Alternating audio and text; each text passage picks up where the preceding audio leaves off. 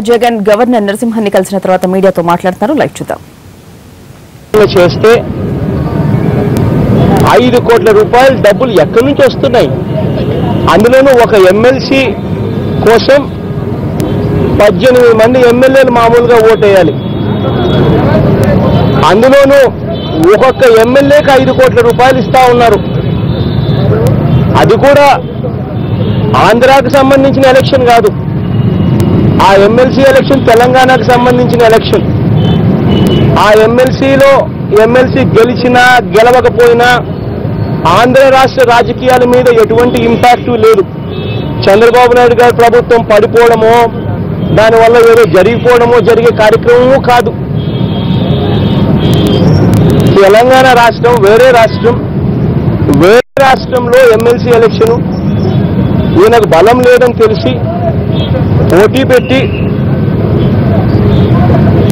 విచ్చలవిడిగా డబ్బులతో కొని నేను రాజకీయం చేయగలుగుతాను అని చెప్పి చంద్రబాబు నాయుడు చేస్తా ఉంటే అది రెడ్ హ్యాండెడ్గా దొరికితే ఎందుకు చంద్రబాబు నాయుడు గారి మీద కేసు పెట్టడం లేదు? అదే వీడియో టేప్స్లోనే చంద్రబాబు నాయుడు గారు మా బాస్ మాట్లాడతాడు, మా బాస్ చూసుకుంటాడు, మా బాస్ చెప్పాడు కాబట్టి నేను వచ్చాను, మా బాస్ బ్లెస్సింగ్స్ తినకుండా ఆయన చెప్పడమే కాకుండా రేవంత్ రెడ్డి అనే వ్యక్తి చెప్పడమే కాకుండా తన బాస్ చంద్రబాబు నాయుడు గారితో ఏకంగా ఫోన్లో కూడా ఈ వ్యక్తితో ఈ ఎమ్మెల్యేతో కూడా మాట్లాడించి అష్యూరెన్స్ ఇప్పించారు అన్న వీడియో టేప్స్ అన్న ఆడియో టేప్స్ కూడా ప్రచారంలోకి వస్తూ ఉంటే ఎందుకు చంద్రబాబు నాయుడు గారి మీద కేసు పెట్టడం లేదు? చంద్రబాబు నాయుడు గారికి ఇంత డబ్బులు ఎక్కడి నుంచి వస్తూ ఉన్నాయి?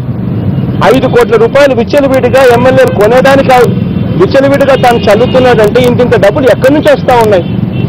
ఇదే చంద్రబాబు నాయుడు గారు లాస్ట్ 1 yearలో ఈ 1 year చంద్రబాబు నాయుడు గారు ముఖ్యమంత్రి అయిన ఈ 1 సంవత్సర కాలంలో చంద్రబాబు నాయుడు గారు చేస్తా ఉన్న కరప్షన్ ఆంధ్ర రాష్ట్రంలో ఏ స్థాయిలోకి ఉన్నాయనంటే నేను కొన్ని ఉదాహరణలు చెప్తా ఉన్నాను ఇక్కడ.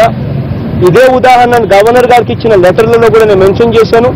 వీటి అన్నిటి మీద ఎంక్వైరీలు చేయించండి, కరప్షన్ ఏ స్థాయిలో ఉంది అన్నది అర్థమవుతుంది అని చెప్పాను. ఒకసారి కొన్ని ఉదాహరణలు చెప్పదలుచుకుంటే ఈ ఉదాహరణలో మొన్న పట్టిసీమ టెండర్లు మనం అంతా చూసాం. 22% కాంట్రాక్టర్లు ఎక్కువ వేసినా కూడా తీసుకొచ్చిందే ఇద్దరు మాత్రమే టెండర్లలో పార్టిసిపేట్ చేసే విధంగా ప్రీ రిక్వైర్మెంట్ అని మార్చేశారు. కోట్ చేసిన వాళ్ళు 22% ఎక్సెస్ కోట్ చేస్తే 22% 21.9% కోట్ చేస్తే చంద్రబాబు నాయుడు గారు 5% అనుమతి తగ్గ లిమిట్స్ కాబట్టి 5% ఓకే, మిగిలిన 16.9% నేను బోనస్గా ఇచ్చేస్తున్నా మీకు అని చెప్పి బోనస్ కాల్స్ లేకపోయినా కూడా చంద్రబాబు నాయుడు గారు తర్వాత ఆ కాంట్రాక్టర్కు మేలు చేయడం కోసం డబ్బులు ఇస్తా ఉంటే కరప్షన్ ఏ స్థాయిలో ఉందని చెప్తా ఉన్నా.